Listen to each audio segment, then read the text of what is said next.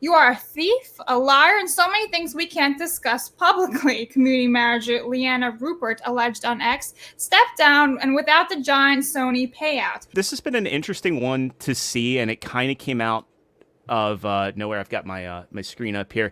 This comes from Manga Lawyer Learning the Law over on X. The Bungie CEO this is Manga Lawyer typing it. Bungie CEO, the communist LGBT symbols, the audacity of promoting be kind while firing 25% of the workforce, catering to the same type of people who will ultimately eat you alive. This is what happens when you prioritize sending a message over quality. It's beautiful to watch.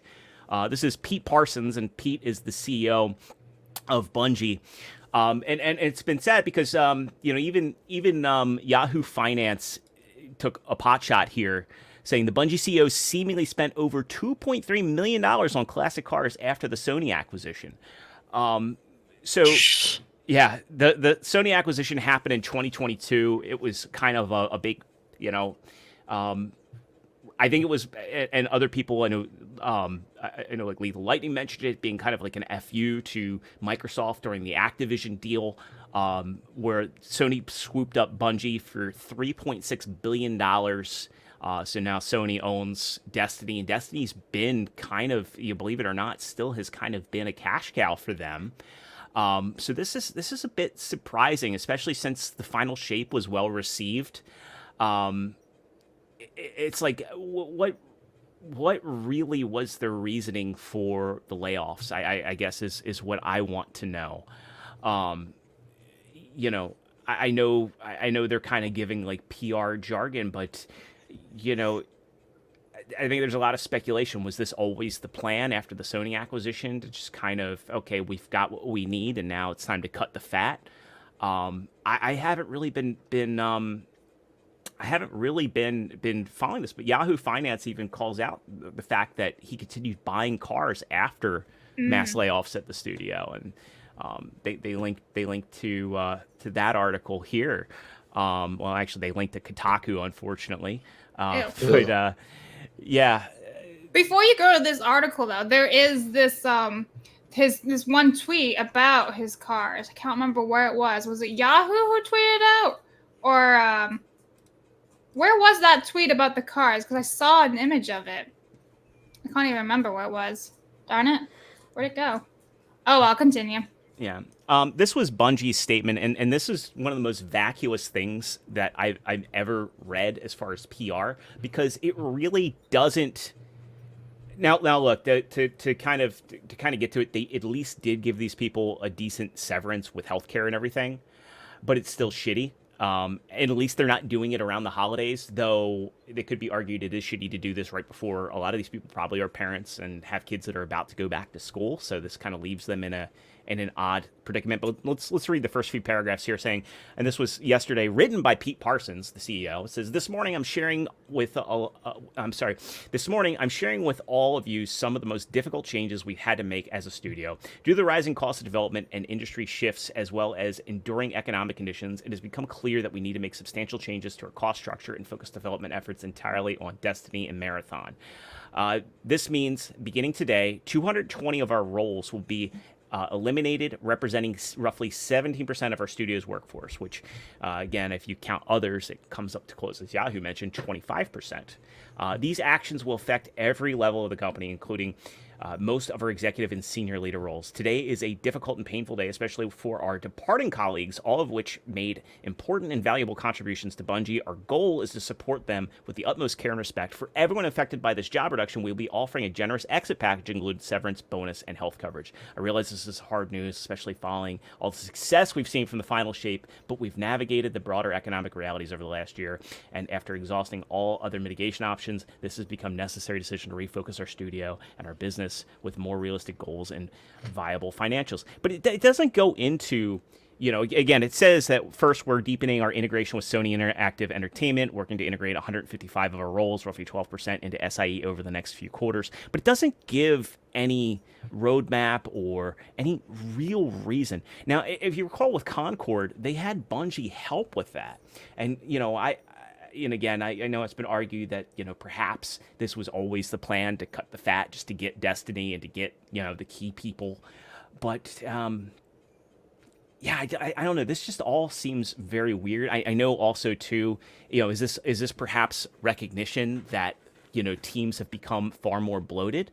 Because if you go in and look at the original Halo 2 crew, I mean, this was it. That's not, It's that's impressive. yeah.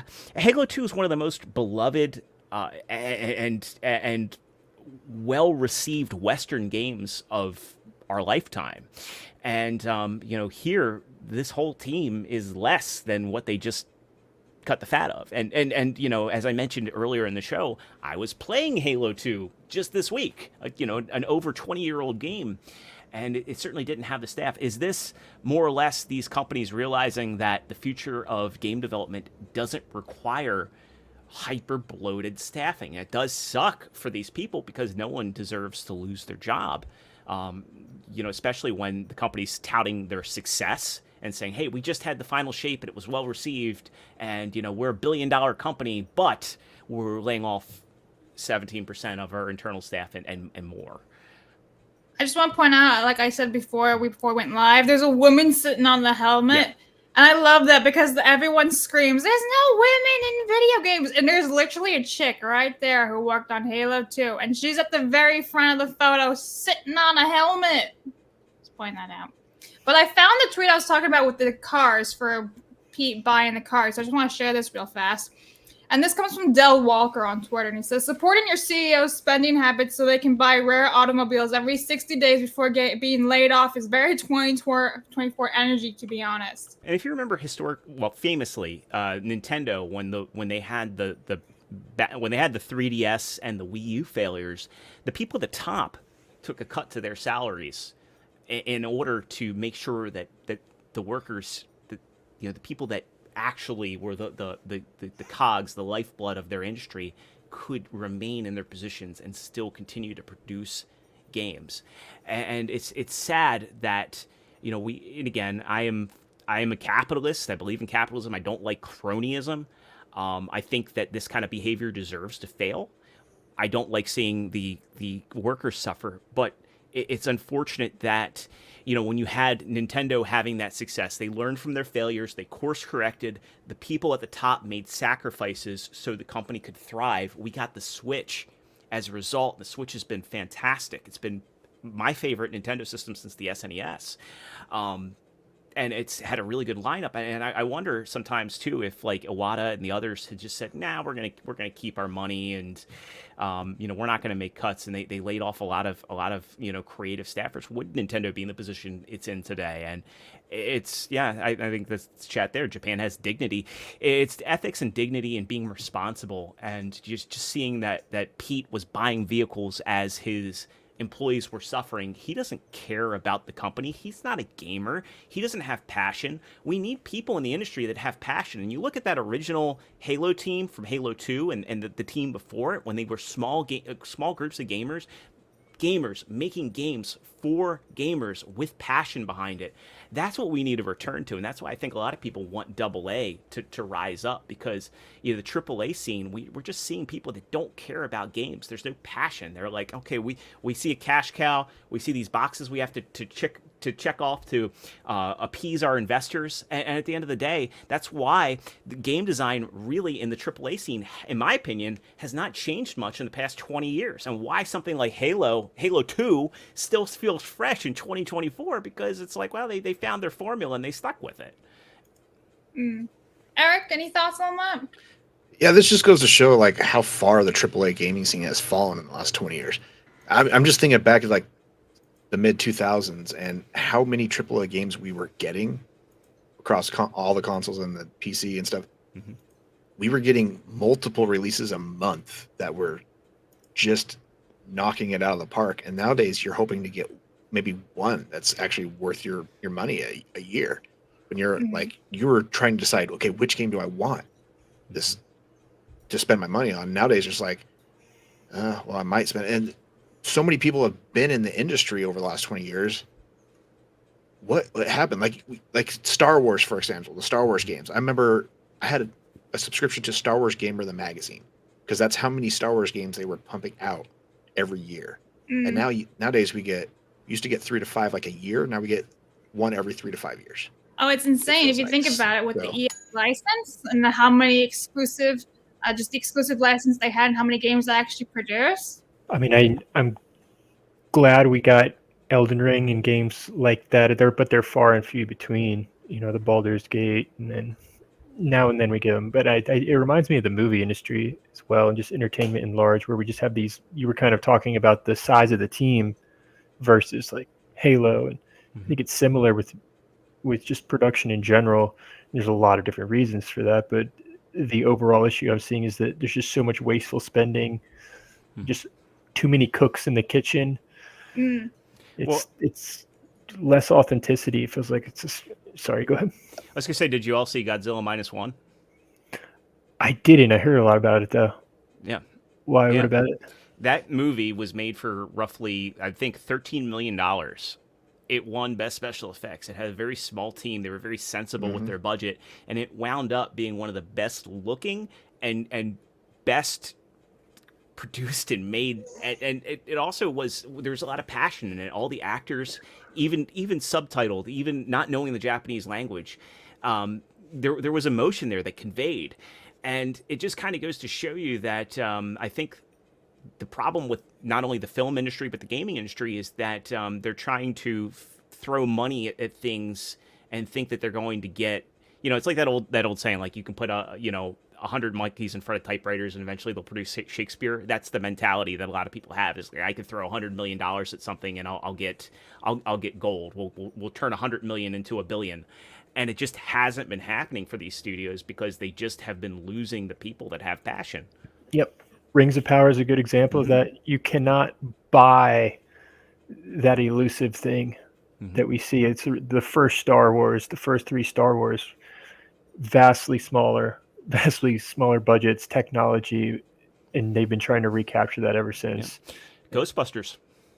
Lightning in a so bottle. Many. Yeah, there's so many examples of that. I do want to talk a little bit before we continue off with the layoffs about a former Bungie dev. Did you guys hear about that? No? Okay. So this is from, where are you from? This is from the Video Games Chronicle. And this is Step Down Pete, former Bungie devs react to layoffs. And this guy basically just yells at Pete.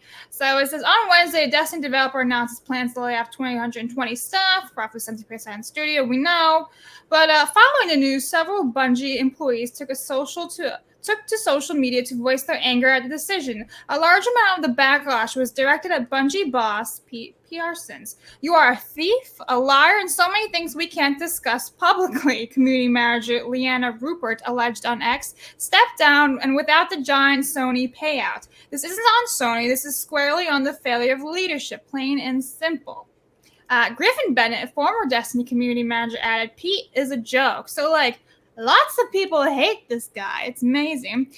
C-Suite taking accountability for any of this or still just withholding bonuses, and it'll be settled in-house, Bennett wrote in another post on X. And poor leadership has crushed one of the greatest developers of all time. Retire, Pete. And it just goes on. Lots of people are pissed at Bungie, and I mean, honestly, rightfully so. Look at what the state of it's in right now. This is from published.obsidian.md, and it's the game industry layoffs all for 2024. And you got to see this because it's insane. So this has been updated to include Bungie, which is yesterday's firing, and this is estimated total in 2024. 11,400 people have been laid off. In the gaming industry alone this year, not including 2023, 2022. After that, it's just insane. So we can, and this is all by date. So we have Bungie 220, Lively Studio unknown, but this place all has sources too, which is amazing. You got Humble Games, NetherRealm, Rumble Games, Splash Damage. Wait, you Wicked mean to tell Games. me Mortal Kombat 1 didn't sell gangbusters? Nope.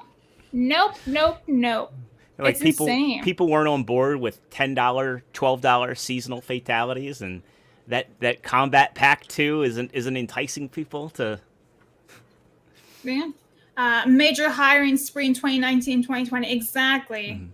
And then there's, Ubisoft games, and Ubisoft Toronto, 33, Game Loft, a lot of Canada one here, huh? And it goes on this list. Look at this. This is all layoffs this year. So many companies. It wasn't just the hiring spree, as people in the show have pointed out before. I'm trying to remember who said it particularly. I think Grum said it himself as well, that during the lockdowns, during COVID times, the issue was that a lot of BlackRock backed investment dollars were coming through to these studios, and it was, hey, here's a copious amount of money, but you have to agree to our terms in order to take the money. And I have my theories on it, which I've shared before, that I think this was done intentionally to devalue these brands so shells could scoop them up, and I still stick to that. But yeah, that was the thing, is that money came in and that money's dried up, and now I think that they were used to having cash flows that aren't there, and then also because of those check boxes, they set themselves up for failure. And I think you look at the new Mortal Kombat stuff coming out with the gender swapped Cyrax and Sector, among other odd choices. You're seeing that they've effectively devalued so many of these companies. It's sad. And you know what? While you said all that, I just finished scrolling. Mm-hmm. It's impressive, this list. Look at that. Even Twitch was in here with 500 people laid off. A thing that I would, if somebody has time, I would suggest doing is look at the stock prices in 2019 versus 2024 for all of these companies. Oh, yeah. And just see where they're at, and then keep track and see, again, I know Sony got Bungie. They're probably going to be safe in the long run because Sony's not going to go anywhere. But the ones that aren't bought up by Microsoft or Sony or larger companies, where do they go? Who buys them? And that's what people, I think, need to pay attention to. Yeah. Any thoughts, Eric, Warren? Not really. Not on that one. I'm just surprised that this many people worked at a gaming company to be laid off. Like some of these companies, like they laid off that many people. What are they doing with that many people? Great question. A lot of them are probably just playing in the pool rooms and all that stuff. I mean, think about Twitter. Remember the massive layoffs on Twitter? And so many people, these people would do a video of like their entire day, and they did absolutely nothing. And I kind of think that's what they were doing here too. Now, obviously, people who actually busted their asses in these companies, unfortunately, have gotten laid off. We can't ignore that because it's true and it's sad.